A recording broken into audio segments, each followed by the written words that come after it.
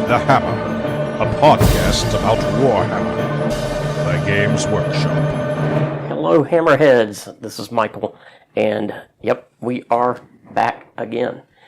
You know, you would think that the summer would be a great time to do recording. You would think. Nope. But between vacation and everything, I think we're all busier in the summer than we are in the winter and all, because you go to do vacation, you get behind at work, and then you got more work to do. So I don't know. But anyway, we're behind in getting production out for this episode, but here we are and jumping into it.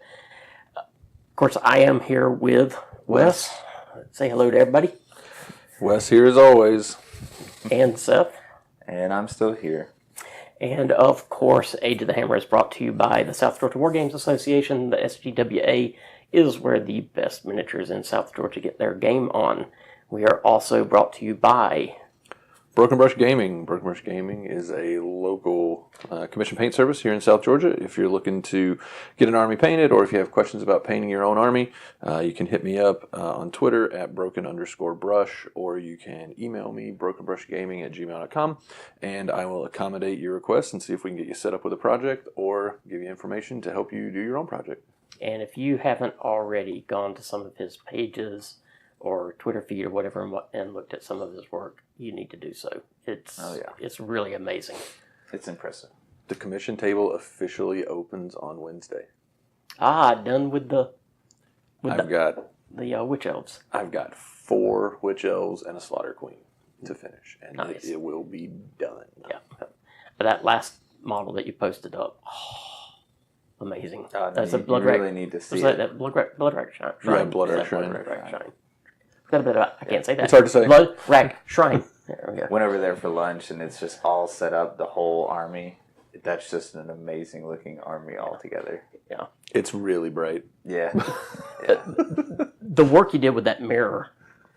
Oh, it's looks so fabulous. I'm going to talk about it in a hobby. It's so easy. Yeah. It's so it's deceptively easy. Well, you know what? Speaking of, let's jump into hobby and you can talk about it. All right.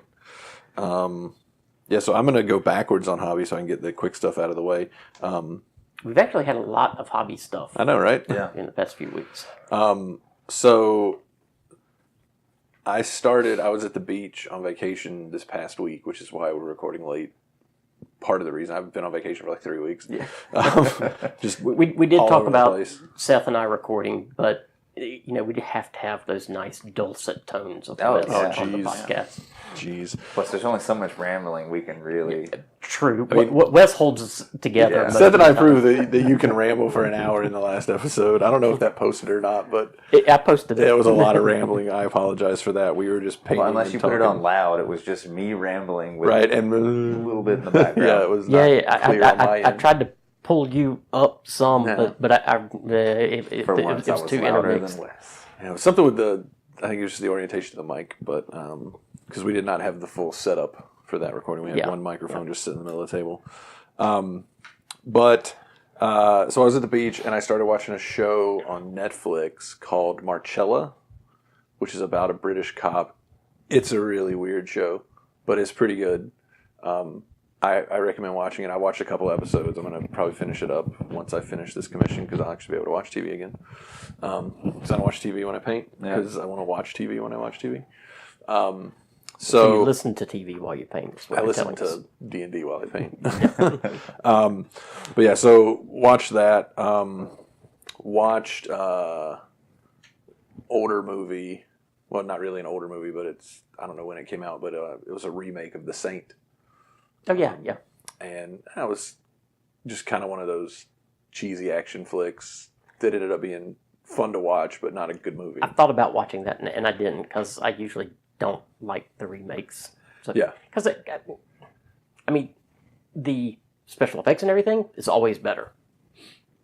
But they changed the story enough to where, I know the old story, and I'm like, Yeah, but it was just... if you really liked the old one. It was kind of one of those fun movies just to kill some time at the beach while it was raining and we weren't able to go to the beach. So, but it was a fun movie. Not a good movie by any stretch of the imagination, but fun. So let's see here. Hobby. Like I said, I did finish up the Bloodwreck Shrine for the DOK project, and so the mirror, I just use the technique that Peach does on Warhammer TV, where you thin down a wash. Now he uses green, and I was like, it's Bloodwreck, it should be reflecting red out of it, so I used red instead. But you just thin it down a lot. So you get a red wash. Yep. So use Carewood Crimson. Okay. You could use any red wash or red ink that you wanted to use, and water it down like a bunch, like probably one brush full of paint to 3 or 4, maybe 5 drops of medium. So like Lamian medium or glazed medium or something like that. And then I put a little bit of water in it too, just to make it have a different kind of flow property. But then you just take it and you paint the whole thing gray, and then you just start stippling that on, and you move progressively further, stippling in arcs so that you get a gradient. And it looks really bad when it's wet, but as soon as the shade dries, it flattens out, and you get that gradient look. Like when it's sitting there drying, you're like, oh, that's going to look terrible. But then as it dries, it flattens out, and the surface tension breaks and everything, and you just get this really cool gradient. And then you stipple. So like literally stippling, Yeah, like tap, tap, tap, tap, tap. Yeah, just tap, tap, tap with not with a stipple. I did it with just an old beat up brush. You don't want to do it with like a stippling brush. Yeah. But then the other side, the part that you don't notice it's painted, but it's what completes the effect, is you stipple in just a regular, like actual stippling, just like straight from the pot with a white, and go the other direction with that, and that offsets and gives you that reflective look. And so that's the thing, when you just look at it, you're like, you don't really see that part, but if you look at it real close, you're like, oh, you can see the white gradient. But it's the way your eye will offset those on the table is what makes it really look cool. So that's how that works. And he says it's simple, but I didn't. Like so simple. That sounds like a technique that is certainly simple for Wes to do. It sounds like a technique that I would need a little practice with. No, I had no idea how to do it. I remember having seen the video when it came out on Warhammer TV, and I was like, all right, let me give that a try. And sure enough, it worked. And it's to be fair, I didn't even know what medium glaze was when you were talking about it until like I started painting my own stuff. Right, and then you realize like how great glaze medium is. And I'm like, oh yeah, I know what that is. And then the other thing that I did, and you can only notice this when you really look at it. You can't see in the pictures, but I took gloss varnish and brushed gloss varnish on. But what I did, because I was like, I want to give it that leaded glass look, like it's sinking. Oh yeah. And so you can't see it in the pictures. When you look at it in person though, like, and you get it just the right angle. So I let the gloss varnish get like halfway dry, and then started streaking through it again. So you've got the brush streaks of the varnish going vertically. And so it looks like the glass has settled into the bottom of the mirror. And then I went back over and did lateral gloss varnishes to make it not quite so harsh. Yeah, right. But it's one of those little things, unless you look at it at just the right angle, you never see it. But when you do, you're like, oh, wow, it does look like drooping glass. Yeah. It's kind of neat.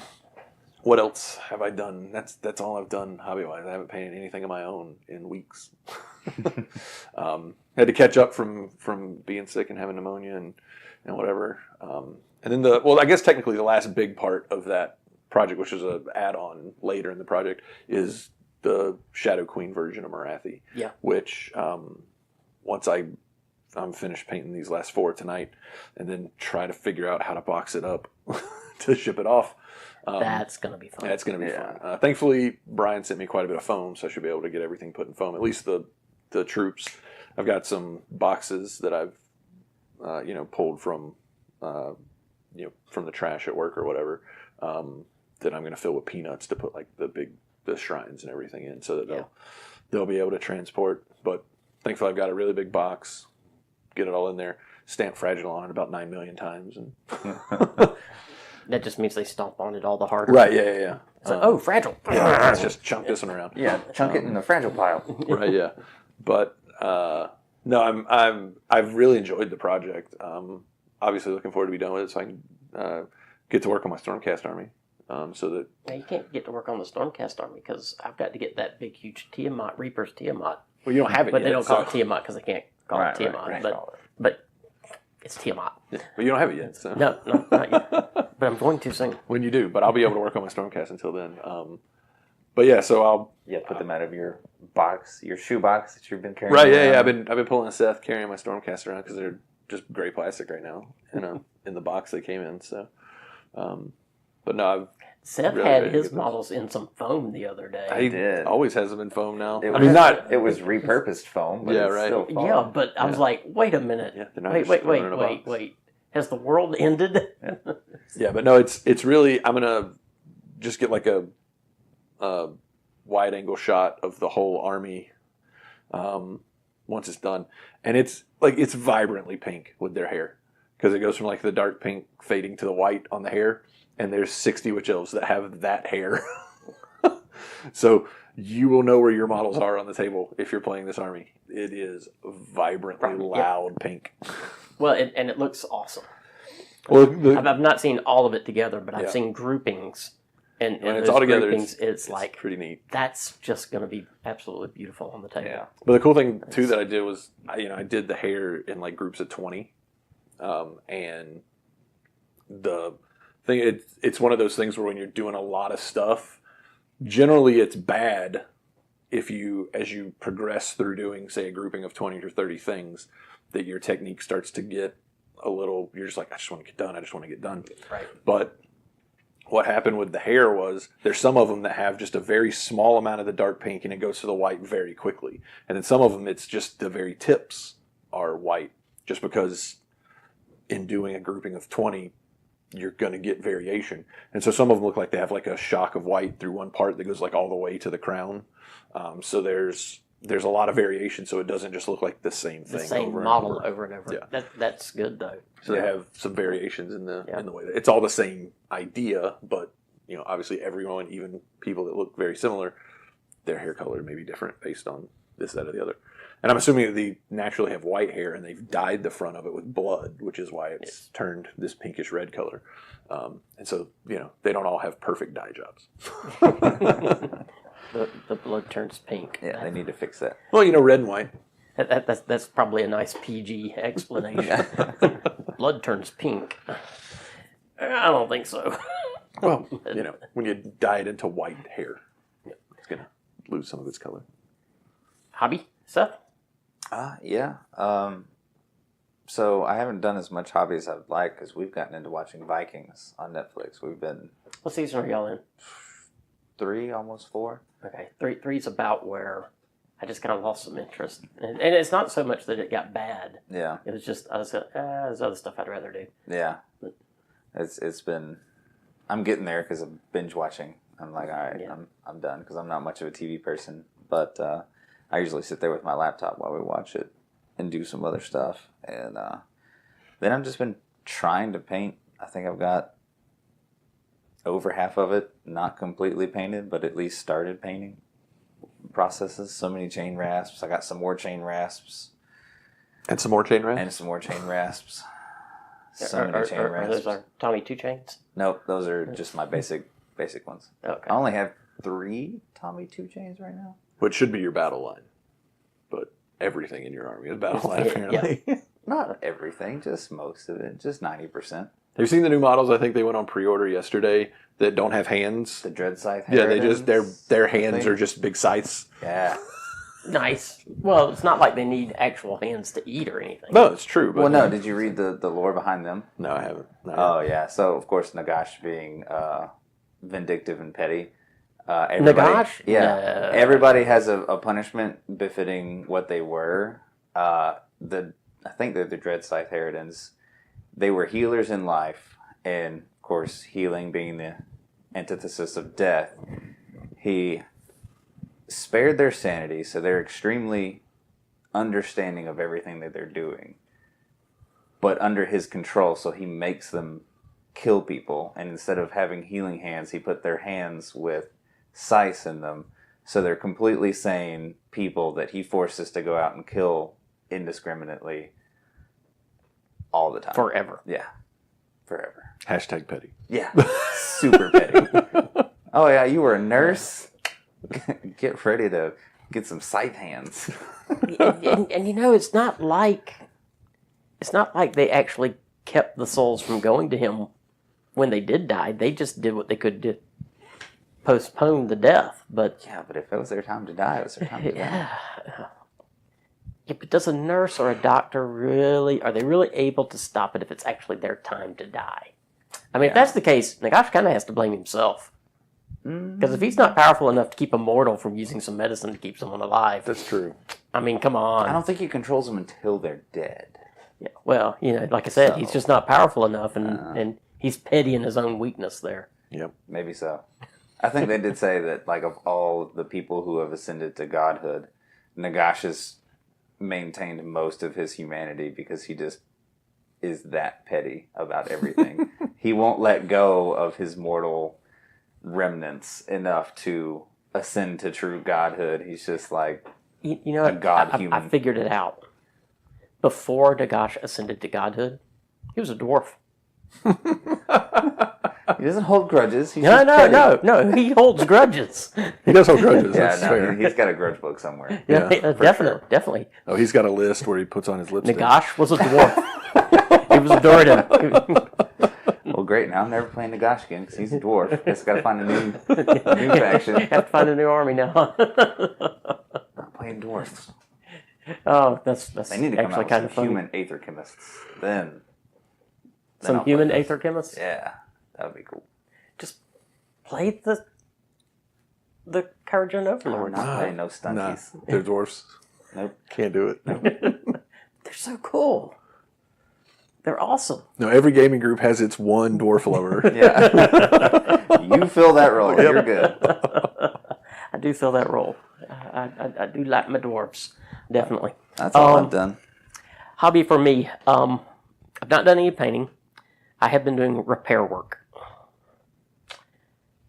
Took models up to our little private gaming thing we did up at the cabin. What happened? And I was like, I'm going to have it packed in the back of the car, pretty good and tight. I didn't have enough models to fill the bag all the way up. And I was like, I don't need to carry empty foam. Bad mistake. Always carry empty phone. Oh, no. Yeah. Fill the bag. Coming back, the bag fell over. Oh. So most of those models were pretty much okay. It's because they, for the most part, stayed in their foam. But a few of them had some pieces kind of dinged off and whatnot. And since I was doing that, I went ahead and got some of my Nurgle stuff that just process of playing, taking them in and out of foam, like wings popping off of, some of the flies. Those fly things are terrible. Yeah. So I've just been doing repair work and just about have it all done. I've still got to get one of my, which this happened earlier. This just happened, picked it up to play in a game, and the guy just fell off. It's just old glue because, I've had the model so long. Oh, yeah. That old Hydra model, one of the Beastmasters had fallen off. All right.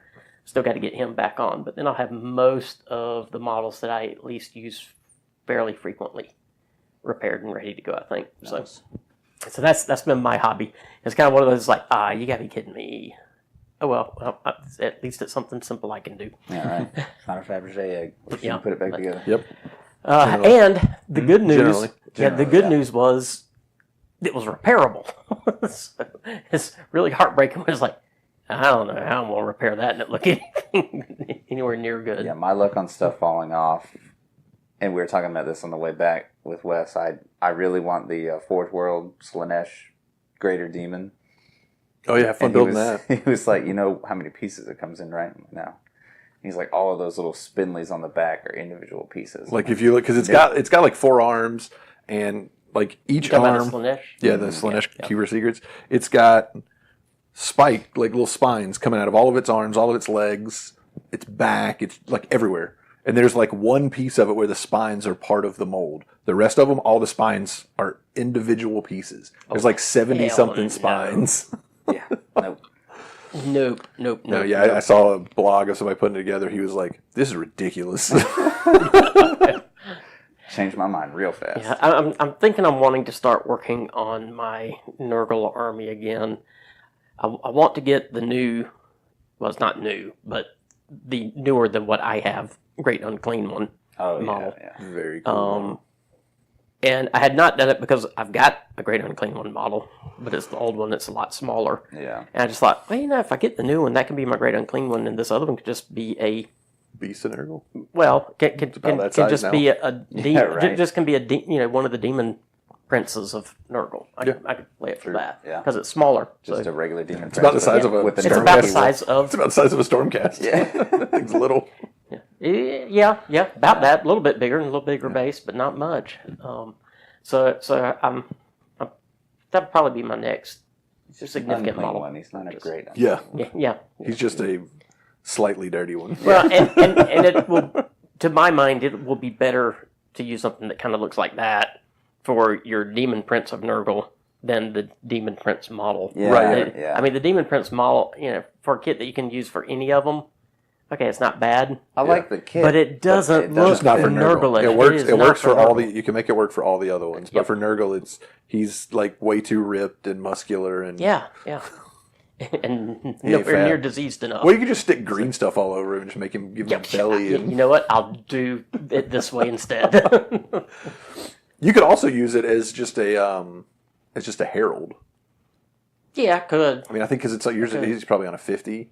You could just pop him down onto a 40 and make him a herald, maybe. I don't know. I mean, he'd overhang it a 40s? lot, but He'd probably be- not. He'd be a tough fit I thought on. they were on. I thought they were smaller than that. You can put it on whatever size base you want. The heralds My are. base is under the model. It's Right. under there. trust me. There's a base under there somewhere. Yeah. Yeah, You're not in base to base. I know, right? Sorry. I'm pretty sure the herald is actually on the 25. I know they're small. He's probably the new ones are probably like they're probably on 32s. I would. They think. might be a 32. like the Scribble Pox Scrivener or whatever. Yeah. the way those- a lot of them are 32. like if the minions are on a 25, then the herald or whatever is on Yeah. like a slightly He's only bigger. about Yeah. 32 just to differentiate. Yeah. But so that's been my hobby. I want you to just do your Carrigan Overlords because I just want to see those things painted up. Those geez. boats, they're And I so wanna see cool. somebody actually like do They're well with them. so super cool. That'd be hard to do now. I've heard. They used to be stupid. Yeah. They're probably still not horrible against certain armies, but against others, they're just going to disintegrate now. Yeah. They're just going to evaporate. Especially since you don't have the 40k rule, where if you can fly, you can just fly out of combat. Yeah. Which would make sense that you would be able to fly out of combat and shoot at whatever you want to with a giant boat, but whatever. Yeah. Yeah. Books or Books, movies? different rules. I've just been working on the Soul Wars book. I haven't gotten very far into it, but it's a great book. I've been reading the core book. Yeah, I've been reading some of that. I've been reading D&D stuff. And I read my... I got the on the D&D Beyond. I got the Wayfarer's Guide to Eberron. Oh, cool. So I haven't really been reading it. I've been kind of clicking on and kind of perusing. Yeah. But yeah, I liked the Eberron setting. It kind of gave you that combination of your fantasy and your steampunk together. Yeah. So, I've been reading the Stormcast Battle Tome and the core book. yeah. Which, by the way, and this has nothing to do with Age of Sigmar, but just to share with you guys and any listeners that play D&D and may use D&D Beyond, the Neverwinter discount code still works. Which one is that? It was the one from like way back in January, like when it first started up. And I purchased the big bundle to start with that you got the discount on, but then you get the discount moving forward, Oh, yeah. which is, I don't know, 20, It's 25%. 25%. So it was like the Eberron book was marked down 25%. And I was like, I never tried the Neverwinter coupon. Let me try it. So I typed it in. Boom, another 25% off of Nice. that price. That's worth it. So it worked out to like almost 40% off. I paid like $12 and some change. Oh, I definitely need to do For it. that. No kidding. Yeah, because I've got I bought the Legendary Bundle when Critical Role did their big A26 Yeah, that was LA when I did it. giveaway. That's when I Yep. bought mine. So same thing. That's it for me. So main topic, guys. Back into the core rulebook again. We said we were going to take our time. We obviously meant it. And today we're going to talk about the realms.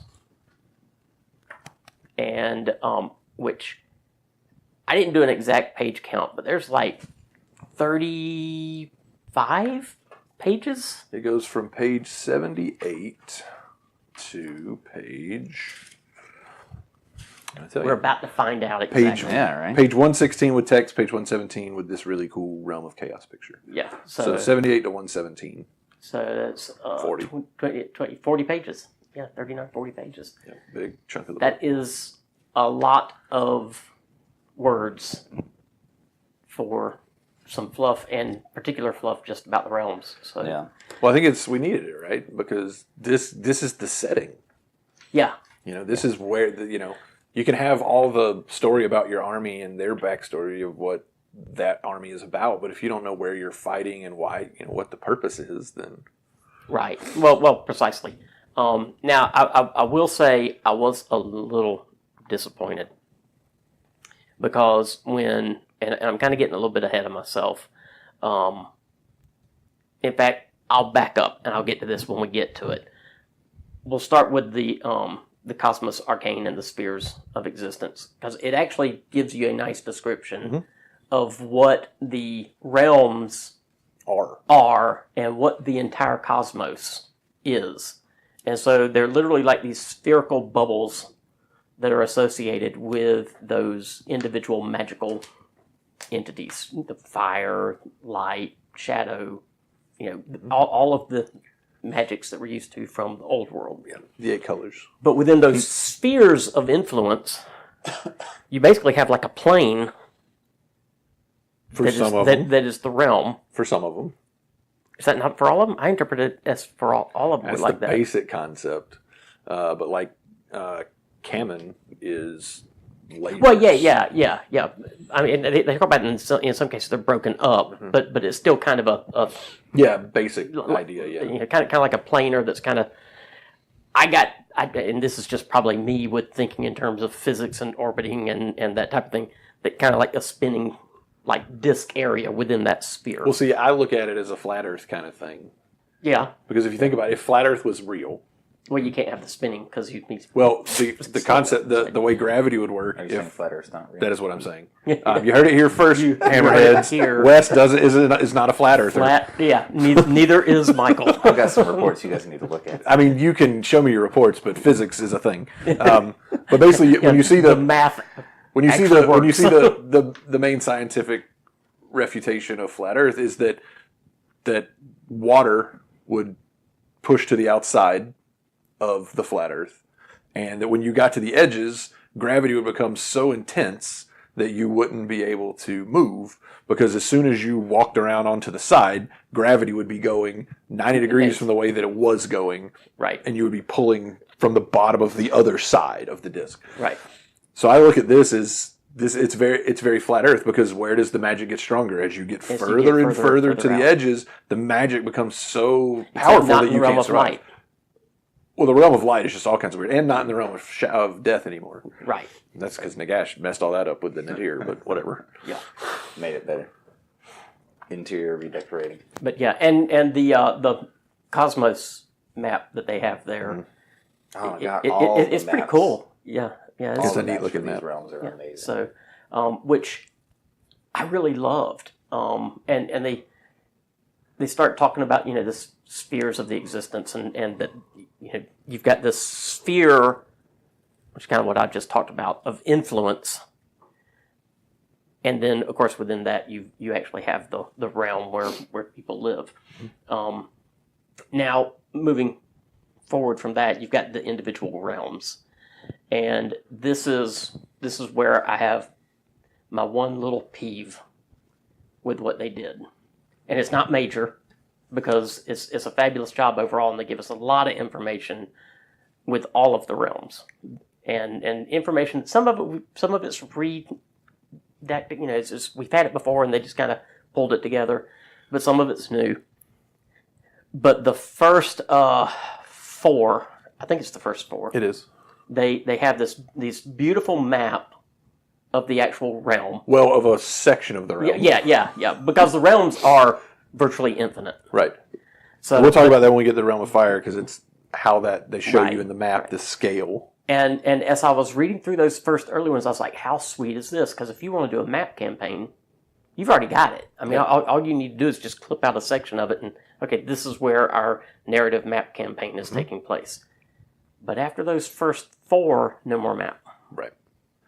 And not as much detail. Right. Disappointed. Yeah, it would have been cool just to see all 7.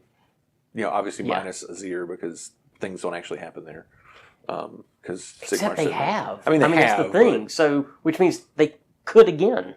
Well, that's the thing is they can't now because after Sigmar went through and slaughtered everybody That's true. Like the smallest mark of chaos, he locked it down and said no. Except even after that, the Skaven were tunneling in. Yeah, and spying. I mean, they tried to. Yeah, they kind of succeeded. Yeah, a little bit. But, Varying degrees of success. But that's Skaven though. He even managed to lock the All Points Gate, so the All Points Gate from Varenspire can't get into. Can't get in. Yeah. Well, if he hadn't, Arcane would have just. Well, Arcane would just walked up in and been like, "Yeah, your new house. Yeah. This is man. Thanks for the mansion." Yeah. Okay, so let's start with Realm of Fire. Yeah. And so of course we talked about the map, and this one particularly has like some amazing detail. Well, when you look at the Spheres of Existence map, it talks about the Great Parch. Yep. Which is this little tiny circle in the middle of the giant realm of Aqshy. Yep. And then you come and turn the page over, and you see how big the Great Parch is. The Great Parch is huge. And it's massive.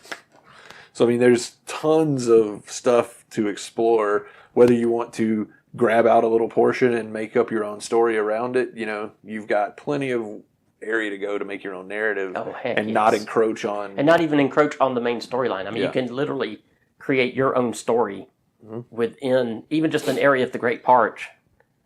And since the Great Parch is just this itty-bitty section of the Realm of Fire, you can create your own new map if you want to. Yeah.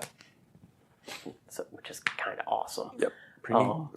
They also, and I'm not going to go, I don't think there's a need for us, unless you guys want to, take the time to go through all of these timelines with the various ones that they have. Yeah, well, that's the cool thing about the first four, and this is what I really enjoyed about with this is the part I was Ghyran, most disappointed that they didn't break down this. At least do this for every. If you didn't do a map for everyone, okay, but come on, give us the history. Of so that realm broken down. With Aqshy, Ghyran, Shyish, and Chamon, or I'm going to say Chamon because I don't want to say Chamon. That sounds stupid. But you don't do Michael Jackson. Chamon. No. So those first four, they break down in sort of the way we've seen in Battle Tomes, how they do the historical perspectives in Battle Tomes. They give you a section on the Age of Myth, and it's a bunch of small little stories. Yep. And then you kind of see how you realize that before the Age of Chaos came and the Age of Sigmar, that there was life happening in the mortal realms for thousands or millions of years, and a lot before the game even takes place. So from the sundering of the world that was, there was a ton of timeline that existed before we got to the Stormcast coming down. Where there were these tribes and stuff was going on even before the Age of Myth. Well, and it was just during the Age of Myth. Yeah, but like early Age of Myth. Yeah. But then as Sigmar began developing civilization, it's not like he came along and went, okay, let's do civilization, and now mankind's flourishing. Yeah, it was already happening. Mankind was already kind of flourishing. It was just all these barbaric tribes. Well, in some cases, though, it was huge. It's like in the stuff where they're talking about the Realm of Fire, you have these massive cities and metropolises that existed with, Asperia and Batar. Like, they were these huge cities that traded with each other. And already we're starting to trade with other realms. Oh, yeah. And had found a few realm gates that weren't the... they talked about getting the water from the Realm of Life. Yeah. Oh yeah, the Aqua Ghyranus. Aqua Ghyranus. That was how they made things grow in the Realm of Fire. Yeah. But yeah, so they give you this breakdown that goes Age of Myth, Age of Chaos, and then Age of Sigmar, and this is what has happened throughout the timeline in these first four realms, and that's what we don't get with Ulgu, Hysh, and Ghur, which was a little disappointed. Yep. They still give you it, but not in as much detail. I was especially sad with Ulgu because I've got Dark Elves. Yeah, I wanted more stuff. I figured they would have busted out Ulgu a lot with the Daughters of Cain stuff as well. That's actually what surprised me, because the Daughters of Cain stuff had come out. Mm-hmm. I was a little bit surprised there wasn't more in there for that. And I'm trying to think, is this because they are not planning on developing those anymore right now?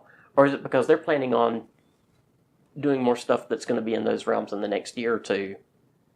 So if they they write it all out now, yeah, you've already got it. if they don't fill in all those gaps and they write that over the next couple of years, well, you don't have it. So now I want this book on the Realm of Shadow because I don't have all that info. This is what and this is more of an overarching breakdown. But so Aqshy is where the original Age of Sigmar really kind of kicks off and takes place. That's where Korgo's Cool was. That's where Vandus Hammerhand was. So when Age of Sigmar started, it was all about the Realm of Fire. Realm of Fire was the one. Right. And then Blight War came along, and that was taking place in Realm of Life. in Ghyran and in Chamon, maybe? I think. Because that's where Nurgle busted over there and started messing with Zinch. Because Zinch was that's Chamon right. is great. That's right. Because I was thinking, no, Metal was Zinch, but yeah. So what I have a feeling is going to happen is we're going to see new factions. They're going to come out. They're going to be associates. I think you're eventually going, which is why I was shocked that Ulgu didn't get one because Daughters of Cain, your Ulgu faction. But Seth and I were talking earlier today. I think Ghur is going to get a huge breakout as destruction gets more and more. Yeah, I think so too. And then I think you'll see a legitimate high elf styled faction that will come from Hysh. Oh yeah. I fully expect that also. Yeah. New models, new rules. Yep. All kinds of nice stuff. Just because I play the Coven, I'd like to see Dark Elves that aren't Daughters of Cain. Yeah. Because Malarian's there. The Dark Elves are there. We know that. So. But no, that was the one thing that I noticed in reading through the 4 that have like the really intense sort of timeline breakdowns is there was, I don't know, this may be lore that has existed in, the Realm Gate books or stuff, but stuff that I haven't read, but it was a good look into how the names that we already know and we've heard of, Vandus Hammerhand, Korgo's Cool, like how that worked. The stuff that was going on in Shyish, how all of that happened with, Nagash, being found by Sigmar and brought back to existence, and then how they agreed to be friends, and then they agreed to not be friends, and agreed to not be friends. All kinds of agreed to try to kill each other, pretty much. But it was really just to give you an idea of a setting. It makes choosing a realm for your army to be from much more engaging now, instead of like, well, let me just go look at the artifacts to figure out which one is going to be best. Right, precisely. You can like an unmodifiable 3-up save. Yeah, I mean, it's pretty good to be from the realm of Shyish, I'm not going to lie. But hey, I chose Annals of Heldenhammer before I knew about that artifact, to be fair. But to be fair, Mortal Wounds don't care. Yeah, they don't. Not at all. But so... it definitely gives you insight from a narrative standpoint of where do I want my army to be from, and did I want them to have ties to this lore that's already happening, or that has happened. And it definitely gives you a much richer experience to do that type of thinking as you're painting your army and theming your army. Yeah, but I'm just impatient. I want all the information and I want it now. Well, no, they're going to it would just be that much more to think about if we had all of them. They're going to come out in the books, calling it now, right? Ulgu is Slaanesh. When Slaanesh comes out, Ulgu gets even more than it did with the Daughters of Cain. Yeah. Right? Ghur, we already said that destruction is going to come out. We all know that. Hysh, we got the Light Elves and the Dark Elves are going to come out. That's understood. And then Azyr, it's more Stormcast. Is when the Skaven comes. Oh God! When they break through into when they break through into Azyr, and then you might be right. And then that's when we get Azyr, and the Realm of Rats begins. The Realm of Rats. I mean, you know what? That would be great because then both of my armies would be from Azyr. It'd be great. It'd be easy. Just mix them together. I know, right? That's when we get the 3rd edition rules, and it's Age of Skaven. Right. Age of the Horned Rat. Age of Ratsnick. Whatever his name will be. No, but Age of the Rats. You heard it here first. Yep. Prediction made. Age of the Horned Rat. Right. We were totally right about everything else. Just don't go back and verify it. But the other neat thing that they have is in most of these, they have these little vignettes that are really terrible. Like they start out like, okay, this is going to be kind of good, and then all of a sudden at the very end, just someone gets killed. like really bad. Yep.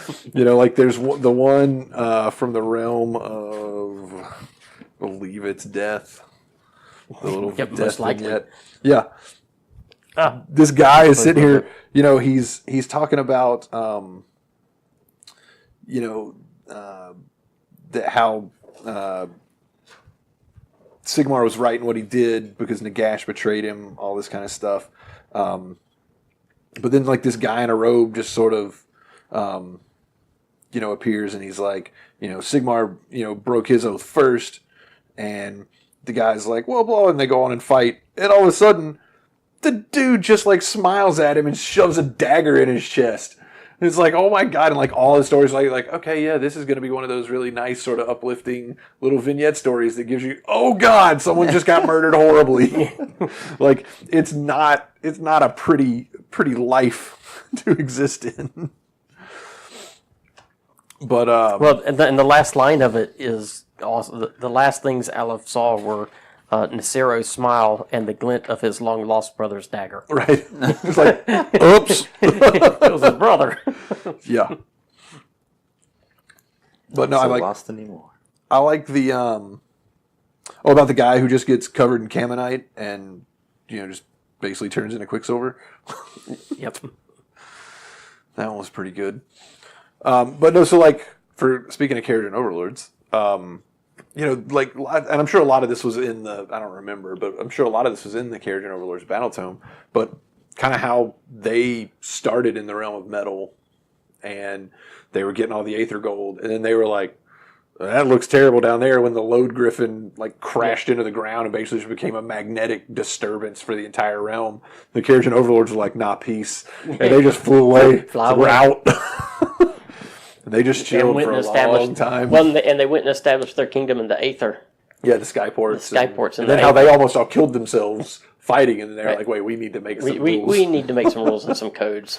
You know, so it's a great pulling together of a lot of the different books if you haven't read. Well, all and of even the Battletoads. description for how the cosmos works. Now you understand. You know, you can understand how the Kharadron overlords travel from one realm to the other through the Aether seas. All of that cosmos is not. It's not quite like empty space. Right. Yeah, and so literally their ships can fly from one realm Right. to another realm. Without having to take a realm gate. Yeah. But that's the other cool thing too, is you learn that it's not just the malice portals that Sigmar created. That are like there's realm gates everywhere. Everywhere. Yeah. And there- you there's- hear there, you read through these stories. There's corrupted realm gates. There's realm gates that have been destroyed. There's broken realm gates that you don't know where they're going to send you. Like, and you know, a lot of the places, like in the realm of fire, this is the only way to get around. You know, Yeah. because you're on your little island that's in this sea of lava. Yeah. Which you're used like- to be water, but it's not Yeah, anymore. it's not anymore. And you're like, you know, I'd really like to go somewhere else other than this island that I've been on my whole life. And you have to take a realm gate because you can't have a lava boat. Boats don't do too well in lava. No. But no, it's just great. You know, it's great background into what's going on in the realms that gives you more to think about with the army. And that's what I really enjoyed about the realms the most was reading through it, was just catching all of this. Like that's the story, the whole story about how the realm of metal got screwed up with it's this thing called a load griffin. It was a giant god beast that was like, oh, look at all this delicious transmutative metal. And he's like, I'm going to go get some of that. And he just crashed into the ground. He's like, I'm going to live here now. But he's just a giant magnet. So he, in a land of metal. And he just screwed everything up. And then when they killed him, he exploded and it broke all the lands apart. And that's why Chamon now isn't all just sort of on one plane. It's, you know, there's stuff that's up in the sky and down below. And it fills up that entire because sphere. of the opposing poles, that's why you've got the land can float above. The other neat thing was how they talked about the different realm stone in each land Yeah. as well. So, you know, you've got in Chamon, it's basically like little orbs of quicksilver that are the Camonite. But in Hysh, there's not actually realm stone. Yeah, it's the light. It's all light. It's and all then the they actually beams of make light. realm stone by capturing it in these crystals. Yep. And this is where I think the High Elf story is going to be cool, because this fits into old High Elf mythology so well, is that wear necklaces of this realm stone, and it'll start to drain the power of the realm stone into... But it speeds up their process of thought. Speeds up their thought, speeds up their But agility. not only that, it speeds up the process of their body, their quickness, which feeds right into the High Elves being so fast. Yeah, and being really smart. Yeah. You know, very good at magic, very intellectual, but also very, agile and very quick. Yeah. So like when I was reading that, I was like, oh yeah, that's new elves right there. And what I thought was pretty cool, though, was part of the price that they paid was with the increase in intellect and the increase in their body's speed and performance, that their agility was speed of thought. That along with that came pride. Right. Yeah. That's not a very high elf What thing would at all. elves be No. without pride? I know, right? Not at all. Not elves. Now the other neat thing, this is one of the things I love too, is when you're flipping through, and this is where I got real sad, was there's like in each realm, there's a picture of just a random dude. Yeah. That is really cool artwork. Like the realm of fire guy is, he just looks like a bright wizard basically, and he's got like a little fire familiar, and he's got a big like censer of flame that he's swinging around, and But I want the model for the Shyish. the Shyish guy looks cool. And then you've got a similar thing with the realm of life. This isn't artwork of any army that we've ever seen. This is just a random kind of It's guy. just like it's something from the people there. Yeah, the the realm of Shyish Neville's one- pretty cool. The dude and all that, like massively That armor. heavy Yeah. armor that would Yeah. be absolutely Can't turn useless. his neck. Yeah, can't do anything. No, he's Manny faces from He-Man. His head just turns. He's got like a Yeah. bunch of different faces. But no, the Shyish one is cool. He's like, he's just wearing like this purple robe, and he's got, birds on sticks and a big skull mask. But then, after that, you get into Ulgu, and it's just a picture of a daughter of Cain or a witch elf, and then Hysh. The realm of doesn't light have- isn't even a person. Yeah, and then Ghur is just an iron jaw. And then Azyr is just a stormcast. So it's kind of like, it gets a little... They ran out of art. Yeah. Well, I think that's probably, obviously they've got a timeline Oh yeah, of what they're yeah. doing. So however they're going, I think it would be cool if they did like with Malign Portents. But instead of maybe, I don't think you have to make it so... What's the word I'm looking for? You don't have to make it so grand as Malign Portents was, where like we're releasing stories all the time online, and where, there's a whole kind of campaign. You could do stuff like that, but I think if they just release them as books, like the Azyr book, and it doesn't have to be like a huge, Battletome style book, but it could be something that you can pick up in print, and maybe it's just a paperback, and it's $20, and you get it digitally for 10, but it has real fleshed out stuff for the realm. For the I realm. think that would be. Yeah. I think that'd be really I cool. agree. I would like to see it. I don't know if that's the approach they'll take. I don't know if it is or not. either, but it would be. I mean, it's what they did. They basically did that with Shyish with Malign Portents. So. Well, yeah, but the Malign Portents was also this big, huge Yeah. ramp up toward it. And, I mean, you can't deny that marketing method, it was successful. It worked really well. Yeah. So, I kind of suspect we will see more things like that. Maybe not to that nth degree, but I think we'll definitely see a little bit of a publicity push. They're figuring out how to use they have figured out how to use the social media. Oh yeah. Which is great. Oh, yeah. I love the fact that they're back on social media and back, releasing stuff to the fans, and information before the release instead of, something's coming sometime. Boom, here it is. So Yeah, no, we've all forgotten about it. Here it is. yeah, Right. so, but that's just me. I also like the fact that included amongst the realms, even though it's not one of the 8 realms, they included the realm of chaos. Well, when you look at the overall map, you can see there's little realms There's of chaos little dotted pockets all of over it. the place. Yeah. Yeah. And I think they're each aligned to the 4 gods in the map, the 4 Yeah. that are on the map. Mm-hmm. But yeah, I mean, it's basically the idea that each chaos god has their own realm, and this was really cool. I thought the chaos gods are their realm. Yes. They're not actually, like if there's if you see a personification of a chaos god It's just, you know, It's like an avatar. yeah, it's an avatar because they are the realm. They are their realm. You know, and as their realm grows and as their realm shrinks, They become wane more and wax in powerful, or they power. become less powerful. Yep. Yeah, and they can, you know, there was one story, I don't remember where it was at, but Khorne got really mad at somebody and he just manifested a giant fist and just punched their city out of existence. Thinking about that one. Yeah. That was in Aqshy. That Was it in Aqshy?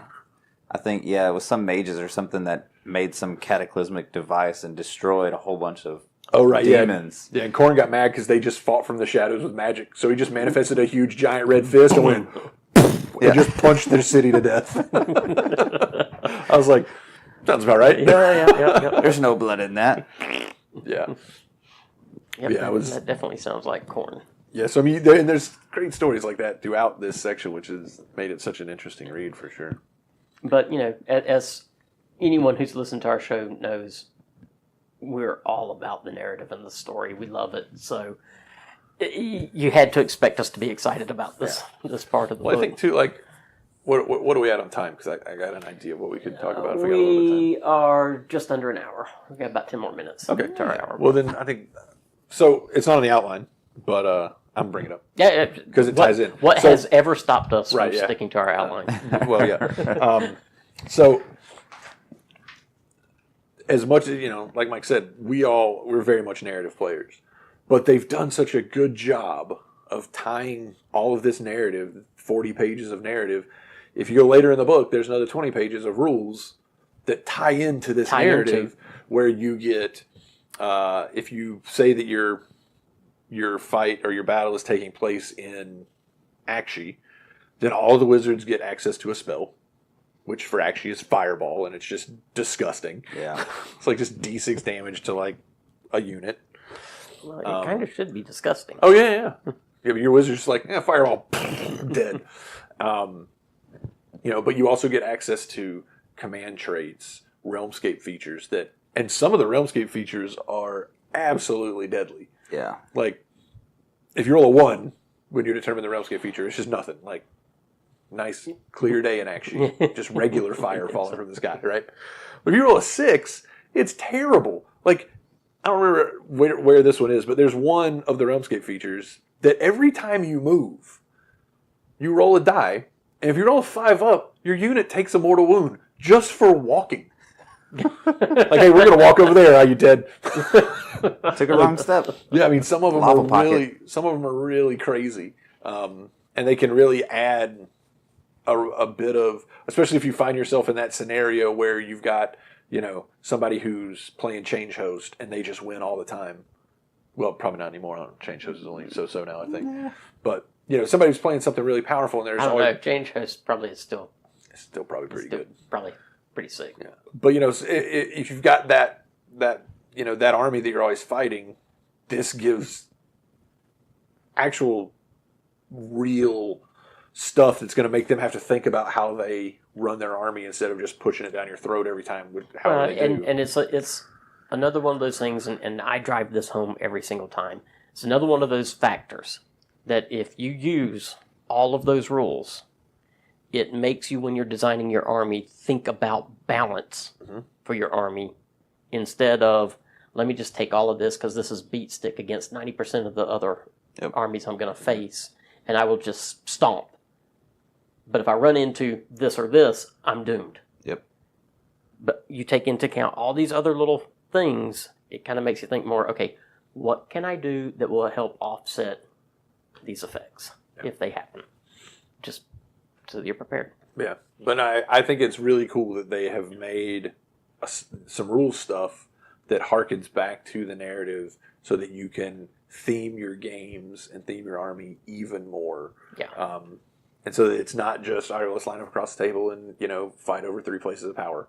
Yeah. You know, we can set it in a realm, and then all of a sudden, your army that doesn't have access to any kind of healing, if you're in the realm of Ghyran, you got healing spells out the wazoo that your wizards can cast. You've got just stuff that happens that can give you life back. You know, if you're in the realm of death, you got stuff that can just destroy you. And, well, I guess I'm dead now. Yeah. You know, so I mean, Kind of happens in the realm of death. Yeah. Sometimes. you know, so I mean, it definitely gives you that extra extra bit of stuff to think about. Because I think in the past, you've had little things, but 9 times out of 10, they were negligible. Yeah. Like, the Realmscape stuff, rules-wise, Well, that's table. is serious. That's your table. Yeah. So, whereas, you had terrain rules, well, if a piece of terrain, the rule was really horrible for you, You just don't go you there. just avoided that piece of terrain. Yep. And so, I'll go around it. Yeah. But when your table has the effect, If you roll lava pockets on the Realm of Fire, it's not good. yeah. But yeah, so I mean, I really enjoy that. And so, I mean, I know the games that Seth and I have played since 2.0 came out, we've used a realm, and half the time we forget to do it. Yeah. Like we say, oh yeah, the future we definitely forget, because I mean, we played in Ghur one time and we should have gotten a beast of some sort. yeah. Totally forgot about that. Yeah. yeah. That's No, always fun. That's the crazy thing. Yeah, just add a random beast to your army if you're in the realm of Ghur, a realm of beasts. Like, okay, Why not? like what beast do I want to go out and buy and just keep in my collection to always be like, oh, we're in the realm of beasts. Oh, I get a Star Drake. Yeah, here you go. Boom. Oh, nastiness. Free Star Drake. Nastiness. I mean, technically, if the beast has a rider, you don't get to use its abilities. You can only use the beast. Only use the abilities. beast, yeah. But yeah. still, it's pretty funny. Is a Morngul considered a beast? Don't think so. Colossal Squig is. There's a Yeah, Colossal Squig There's is. a horse there. And Colossal Squig's pretty cool. Yeah. We'll find a It's not bad. cockatrice. Well, I think technically it's the one monster. right up there. It's the monster keyword that you get to add, I believe. But yeah, so, I mean, And the cockatrice is pretty stupid, too. Yeah. I knew it was, but It's like, it just takes 6 mortal wounds. yeah. Is that the one that Randy ran in that one game? Yes. Yeah. no, that Yeah. was gross. That decimated me. Yeah. And she was like, yeah, Randy can go first. I was like, okay. Yeah, I was. I'm out. And then she was like, I'm sorry. No, it's cool. It's like, I just thought it was funny. I'm not preemptively picking up my models because I'm mad. I It's just know what's it's going to just happen. over. It's gonna the die. math. Yeah. Yeah. But I mean, overall, like, this book is not disappointing at this point. Yeah. Like, it's yeah. for a core book that only has 60 or 70 pages of rules in a 300-page book, it's been a really fun read. Yes. Yep. For sure. So, like, if you have the core book and you haven't read the first, I don't know, 100 and some odd pages, Do so. like, even like I think I don't know if we're actually going to do an episode on Well, in the all honesty, factions part, but this is just my opinion. If you bought the core rule book because you just wanted to get the rules and read them, my opinion, you kind of wasted your money. yeah, because there's a lot more there. Because you can still get just the rules, even in the app, for free. Yeah, I mean, it's all the Realmscape stuff. But Yeah, you don't have that, but you've got the rules. So, but that's pretty much, we're pretty close to time. You guys got anything else? No. Nope. And we will be back hopefully much sooner. Yeah, as soon as. I'm not going to make a promise of when, because every time I do that, it doesn't work out. well, I think school starts back pretty soon, which puts me back on a regular schedule. Yeah. No more vacations for you. Right. Yeah. I don't know that my schedule is gonna be that regular for a good while, but we can, when it's just me, we can work around that. So, but hopefully we will be back to a more regular schedule. I'd like to get back to our weekly, but even if we don't do that, if we can get on a regular every 2 weeks, then that would be good. I think that's it. Just need contact information and sign off. You guys got anything else? Yeah. No, that's all I got. All right. Hammerheads, you can find us on Twitter at Age of the Hammer. Our email is ageofthehammer@gmail.com. Of course, we're on Facebook. Just look up Age of the Hammer. You'll see us there. I hadn't posted anything there in a while. I don't know if you guys have. I just hadn't had time. I've put up a few pictures on there. Yeah, okay, good. We do try to get some posts up there. We're not on it every single day, but feel free to post stuff, send us messages, whatever. And the last month, like I said, it's just been nuts. Yeah, Obviously, we yeah. haven't recorded in a month. Yeah, and let us know what you like and what you don't like. We do this because we enjoy it. If you tell us there's something that you don't like and we really like doing it, well, we're going to keep doing it because we like to do it. But otherwise, But we'll try anything once. yeah. I mean, we're not just doing this just to hear ourselves talk. So if you guys, Definitely I do that. I a do lot. this just to hear Seth talk. Yeah, exactly. So You really liked the last episode then. I think the other thing I want to throw in is, obviously Hammerheads are probably from all over the place. Oh yeah. But if you're in the Southeast and you want to come down and get a game with one of us, or you want to Just contact us. check out our store, hit us up. We'll grab a table at Phoenicia and we'll definitely throw down throw a game down with Hammerheads. And you will kick our butts because we are 100%. all hobby gamers. So definitely. if you're a tournament gamer, you're just going to be like, man, these guys just don't know how to play the game. But we'll have fun laughing with you while you're stomping us if that's the case. And if you're a hobby gamer, great. We'll just tell a story while we play the game. Yep. Yeah, right. Yeah. With that, I think we're going to sign off. And until next time, guys, keep rolling your dice.